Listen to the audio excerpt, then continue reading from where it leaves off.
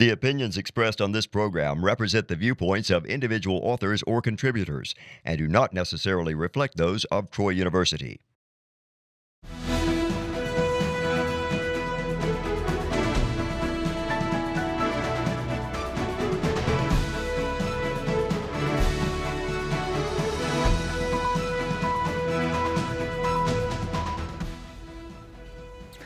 Hello and welcome to EconVersations. I'm your host, Dr. Dan Sutter of the Johnson Center for Political Economy at Troy University. Alabama has a problem with its prisons, which are aging and overcrowded. The potential exists for a federal takeover of our prisons. What would such a takeover involve, and what might it mean for the state and our taxpayers? Does overcrowding result from a failure to build new prisons, or are other factors involved? What have other states been doing to address their prison problems? To what extent does prison policy affect the formation of prison gangs? And what does all of this have to do with economics? Well, joining me on EconVersations today to talk about the economics of prisons, prison reform, and even prison gangs is Courtney Michaluk, a policy analyst with the Johnson Center. Courtney, welcome back to the show. Thanks for having me. Well, let's just get started here because I'm sure a lot of our viewers have seen in the news or read over the last couple of years about this potential for a federal takeover of Alabama's prisons. Just to be clear, when we talk about prisons, we do talk about some things that are called federal prisons and state prisons, but we actually have two different systems of prisons in the United States, right? Correct. So we have a federal prison system and a state prison system. When we talk about a federal takeover, we're talking about a federal takeover of a state prison system. So is there any precedent for this? Has it ever happened before that the federal government has taken over a state's prison system? There is a precedent set for this. So in 2011, the Supreme Court of the United States issued a ruling that said California would have to reduce its inmate population by about 30,000. Mm-hmm. Now the legal basis for a federal takeover is the Eighth Amendment. So the Eighth Amendment bans cruel and unusual punishment. And a lot of times in these overcrowded prison systems, what you see is a lack of access to medical care. Mm-hmm. You see sordid facilities, which often leads to inmates harming themselves. And so in this case, there was a federal takeover in California.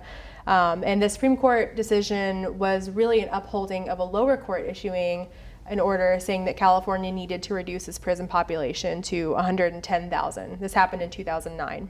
And so what's happened in California under this federal takeover?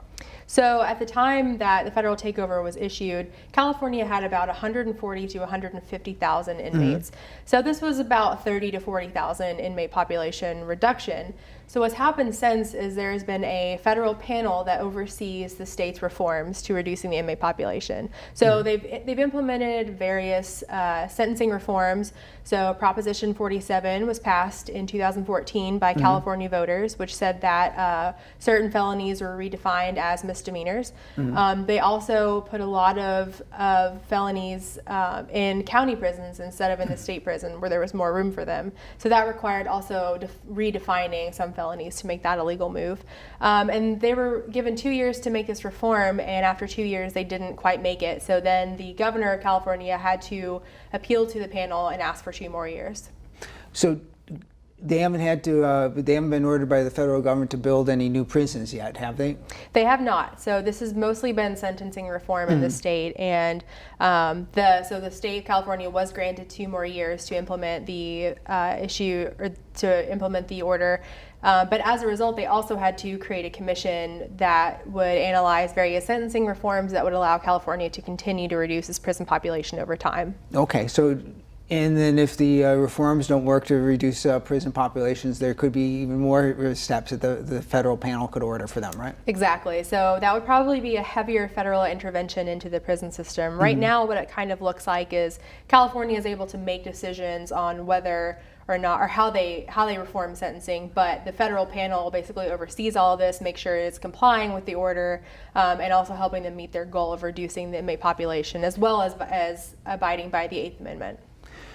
So Alabama's Department of Corrections operates a number of prisons across the state, and we have the perception, or it gets reported, that the prisons are overcrowded. Is this actually true, or what do the numbers show?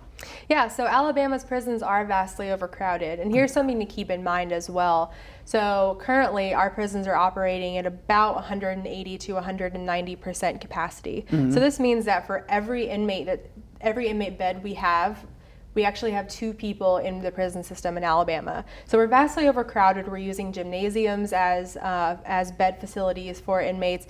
And at the time that California was ordered by the Supreme Court to reduce its inmate population, it was operating at 180% capacity.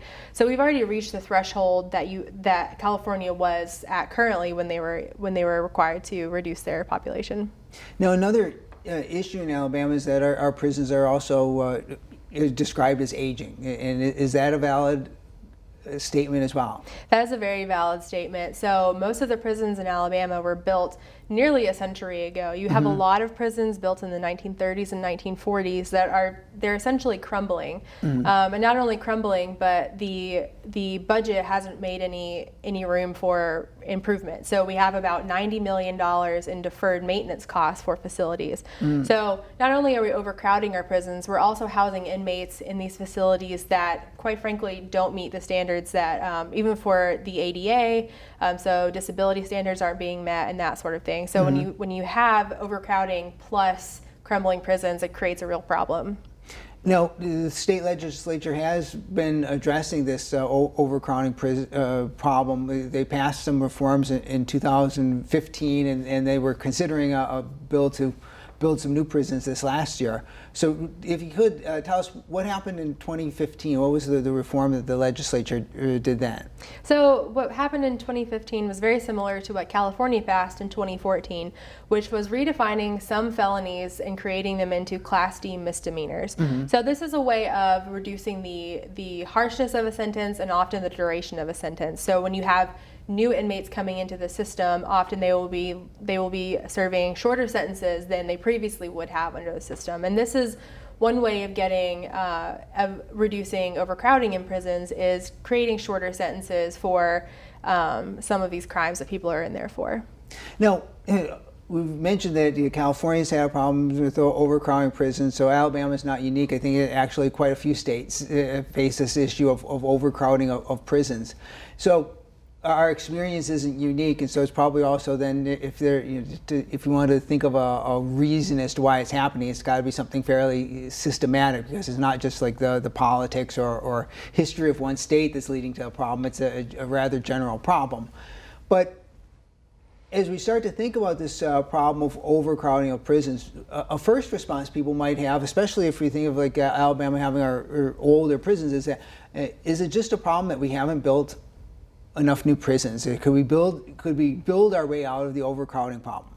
So building more prisons seems like a natural solution to overcrowding, right? If you have more inmates, simply create more square footage to house them.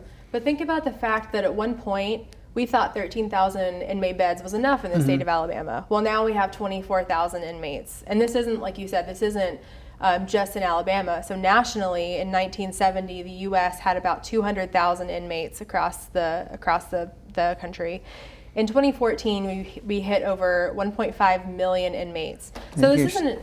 Here's some numbers I think that would reveal this here. Exactly. So this isn't necessarily that it's a bigger problem than just building more room for inmates. It's looking at, why are there so many more people in prison? Is it a result of just having more criminals in the country, or, as we found, it's actually that sentencing over time has gotten much harsher and we've created more crimes on the books?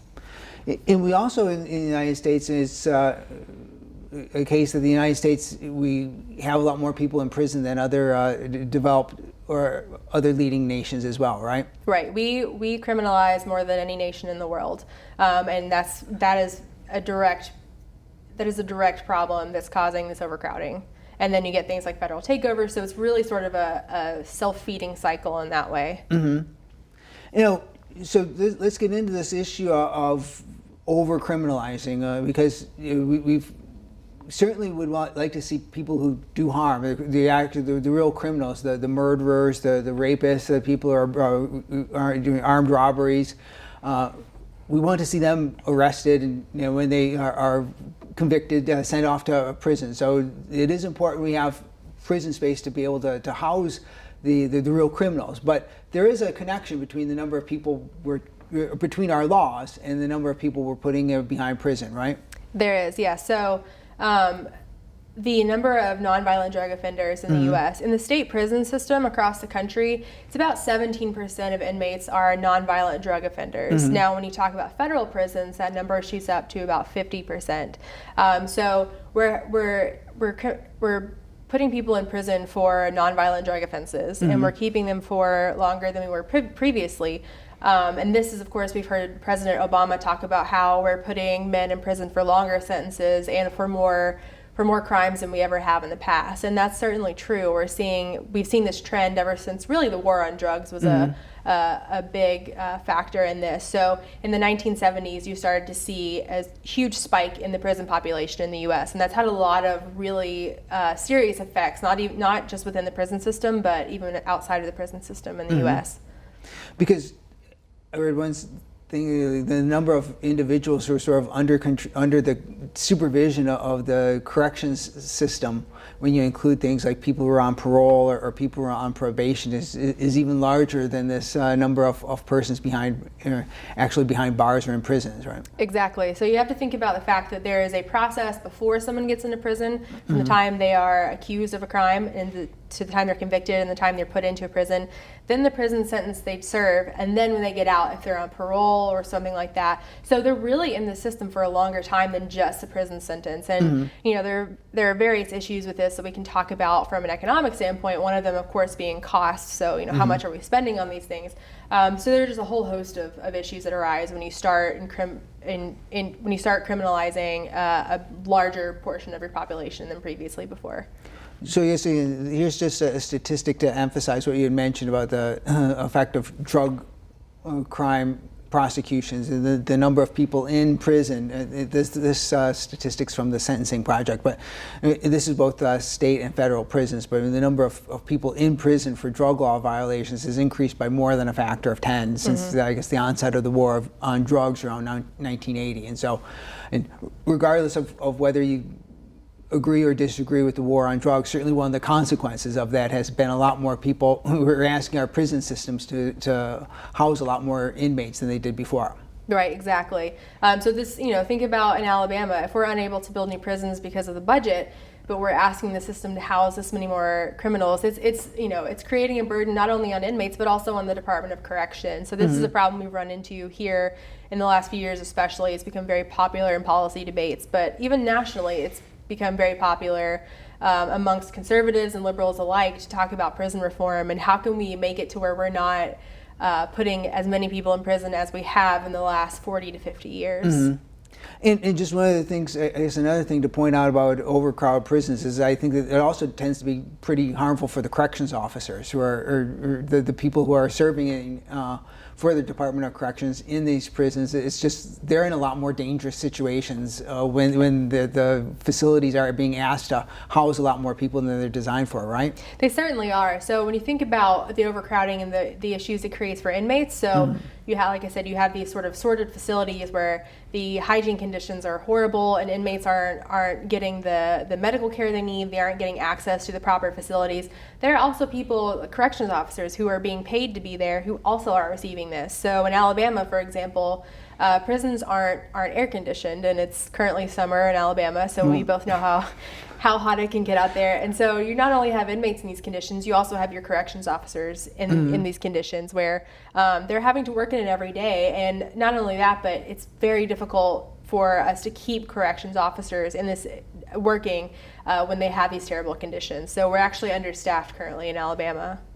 And just again to emphasize the terrible conditions, some viewers might have an idea of some of the minimum security federal prisons that are called Club Fed or whatever, where it hardly seems like you're serving a sentence when you're at one of these facilities. I mean, that's not what our state prisons are like, is it? Yeah, it's very important to point out to people because you can talk about things like air conditioning and someone says, well, they're criminals, why are we talking about how cool they are?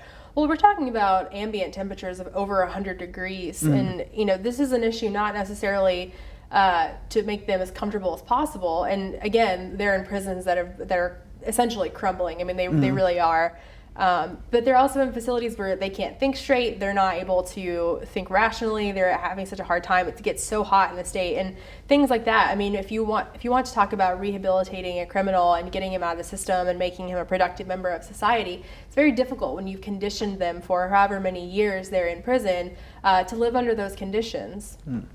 Yeah, I think this is, again, just an important point I want to emphasize. I mean, I'm all in favor of people who are convicted going to serve their time and, in effect, serve their debt to society. But I mean, I think we do owe it to people to treat them still as human beings, because the whole idea is that they've done something wrong and they have to go pay for their crime, but it doesn't mean that they should be degraded or humiliated or put in inhumane circumstances. So I think that's an important thing I want to emphasize here. So we've talked about other states that faced a problem with prison overcrowding. What are some of the things that other states done to try to alleviate prison crowding problems? So we've seen in quite a few states in the South, like Mississippi, for example, we've seen sentencing reform where their criminals are now serving less harsh and shorter sentences for crimes. So this is a way, again, of if you're in the system for a shorter amount of time, that's much better on the overcrowding problem. So Mississippi has done this. We've seen states like North Carolina have some pretty major reforms. We've also seen states like Texas implement things like entrepreneurship programs for prisoners. This is a way of getting them to sort of have this small business entrepreneurial mindset while teaching them skills and giving them connections. So you have things like that where when people are in prison, they're able to keep their mind on something that is bigger outside of just being in prison. You're seeing things like even in Alabama, like we talked about in 2015 with sentencing reform as a way to reduce overcrowding, and hopefully we'll start to see some of the effects of that come into play, and hopefully that will ease the issue of overcrowding in Alabama, so we won't have to talk about things like a federal takeover, and we'll then we can get onto the topic of building new prisons. Another issue, another thing that some states have done to reduce or to reform their prisons has been turning to the private operation or private construction of prisons, privatized prisons. And Corrections Corporation of America, I think, is the leading company that in terms of operating these private or for-profit prisons. Has Alabama done this at all? And what is the experience of other states with for-profit prisons? So some bigger states have turned to for-profit prisons as a way to solve overcrowding. Alabama hasn't taken this route necessarily. We have looked into certain for-profit prisons, but we don't have a for-profit prison in the state.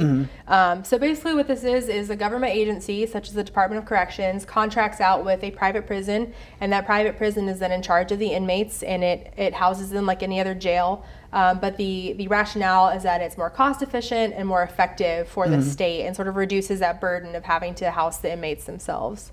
So has it actually achieved any cost savings relative to government-run prisons? So studies have actually shown that this isn't the case, and this is somewhat surprising in the academic world, because when we think of privatization, right, we think about how the private sector is much more efficient and cost-effective than the public sector. But what we're finding this actually isn't the case, and this becomes an incentive issue. So when we think about the Corrections Corporation of America, their business is run on inmates, then the incentive therefore is to lobby for longer sentences, harsher sentences, and more inmates. The more beds you can fill, the more profit you make. So there's a real incentive issue here that we don't normally think about when we're talking about privatizing certain industries. Well, another issue that's related to prisons is the whole question of prison gangs. And again, this might seem like it's a long way away from something for economists to think about, but actually an economist I think we both know, David Scarbeck, has done some pretty amazing work on the economics of prison gangs. So if you could, because I know you've done some work with Professor Scarbeck on some op-eds about his work. So if you could tell us a little bit, like what role do gangs serve in prisons? So this is a really important part of research that's come out of economics, and it's really sort of really helping the conversation on prison reform sort of find its way. So one way to think about this in terms of economics is if let's say you move into a neighborhood and there's a HOA. So you're dealing with a smaller governing body that deals with certain issues in the neighborhood. They're the ones you go to if you have a problem or if you want to change something, right? So they sort of have this board that helps people find their way. Prison gangs actually in the 1970s started to emerge as a way to protect inmates. So as we talked about before, the U.S. was only housing about 200,000 inmates back in 1970, and now we're up to 1.5 million inmates, a little bit more than that, but at least 1.5 million. So when you think about it, as the prison population grew, inmates that were in the system no longer knew their neighbors. They no longer knew if the person being housed with them was dangerous. They didn't know them. Whereas before, people were housed in small units together. So prison gangs became this sort of governance function for inmates. This was a way of someone saying, hey, I will protect you if you join this gang, and therefore you have some level of protection. You know, it's a governing body that you can turn to. So this became very popular. It's usually divided along race lines. You typically see that. California is where we've seen the biggest example of prison gangs. And this basically has served as a way for inmates to protect themselves and to organize themselves into a functioning body. So they oftentimes have constitutions within the prison gangs. They have pecking orders. So if you don't like someone in a different gang, you're not allowed to just go initiate violence against them. You have to run it up the chain of command to see if it's okay. If the chain of command decides that it's something that needs to be settled, they will often settle it. So it's really become this organizational structure that has become entrenched in the prison system. And oftentimes in overcrowded prisons, the prison gangs will work with correctional officers to create order because the correctional officers are unable to handle everyone at once, so they'll turn to leaders of certain gangs and sort of work with them on getting them to establish a better order within their And another thing that the prison gangs can do is they often will sort of run the economy of a prison, which might involve a lot of smuggling of illegal or things prisoners aren't supposed to have, but certainly would like to have into the prison, right? Exactly. So more in terms of the economic side rather than the larger social science side, we do see that prison gangs, they run a business. They are able to facilitate trade from the outside. And as they facilitate that trade, inmates are able to get the goods and services they want within the prison walls. So this is an issue when we talk about releasing inmates out of the system and we want them to become productive members of society.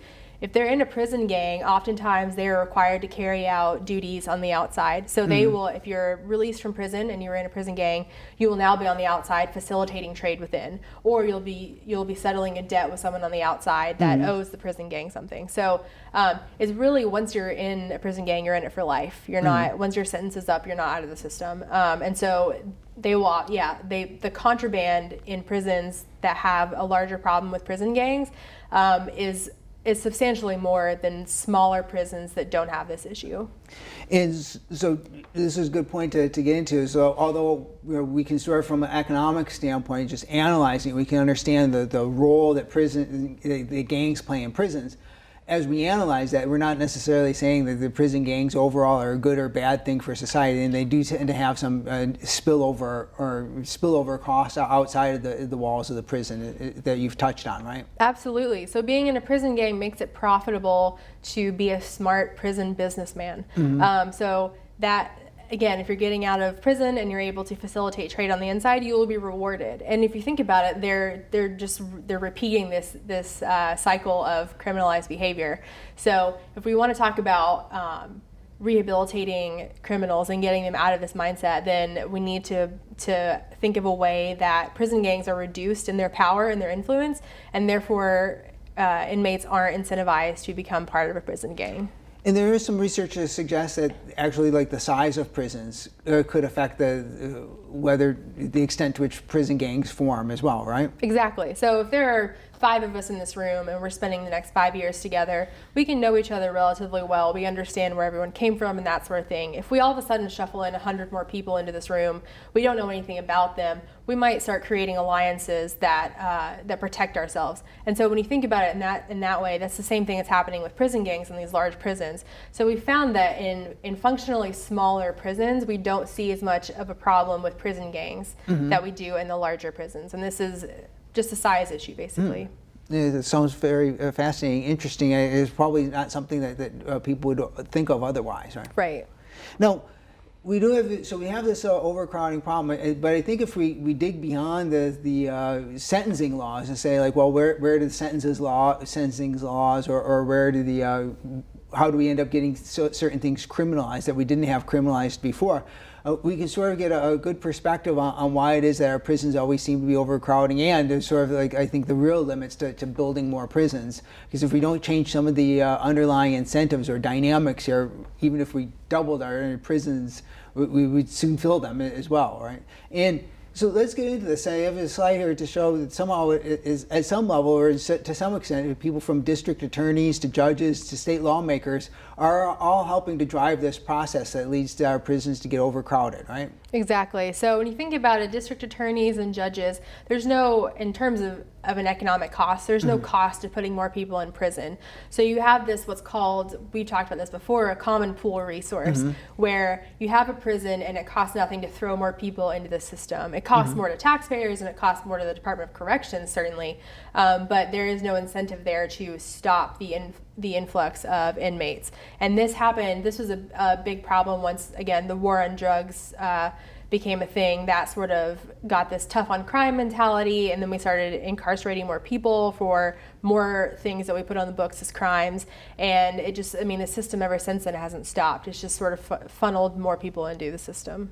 And so if you're a district attorney and you've been able to convict somebody, you want to be able to show that you're really tough on crime, or if you're a judge similarly, you can impose a longer sentence and you don't bear any cost. You don't have to pay for the fact that that person is going to be somebody who now has to be housed by the Department of Corrections for a longer period of time, right? Exactly. The incentive structure, again, here is kind of skewed. So there's been research that shows that in election years, judges are typically harsher on criminals than they are in other years. This is a way of showing voters that you're tough on crime and you want to get criminals off the streets, which of course is a goal that we all want for our society. But you have to think about it in terms of economics. At what point are we putting more people into a system without actually reducing crime on the outside?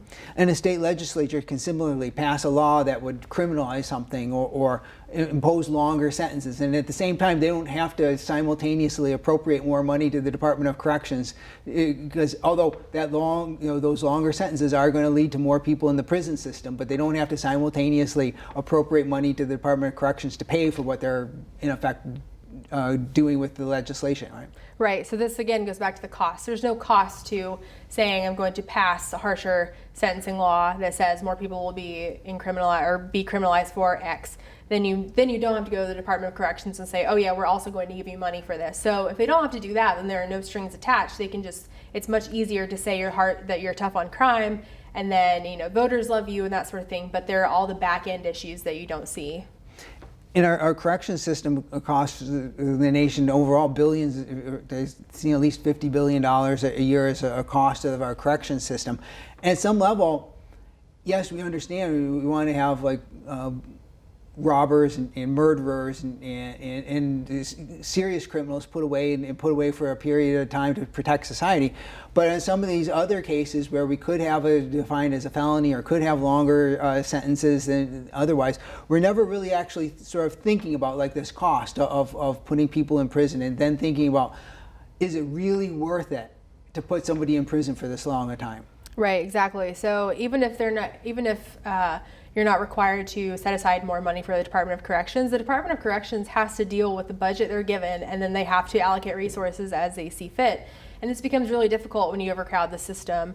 And then as you can see here, the chart you have pulled up, we spend about $15,000 to $17,000 per inmate a year, and this is taxpayer money. And we have about 24,000 inmates in the system right now, and that adds up to a lot. But we actually spend about half of the national average per inmate. So there are a lot of costs associated with this, and especially if you think of longer sentences. As someone gets older, their medical costs go up. We're already dealing with a prison system that can't address medical issues. So as the cost goes up, that burden is then on the Department of Corrections to fix. Yeah. Well, it turns out that there are a lot of trade-offs we have to face, and I guess that's ultimately what economics deals with, are trade-offs. And so we can see that there actually was an economics of prisons and prison reform here. We've come to the end of our time. Thanks for coming on the show today, Courtney. Yeah, definitely. I think it's been interesting and entertaining. And thanks for joining us. Join us again next time for another EconVersations.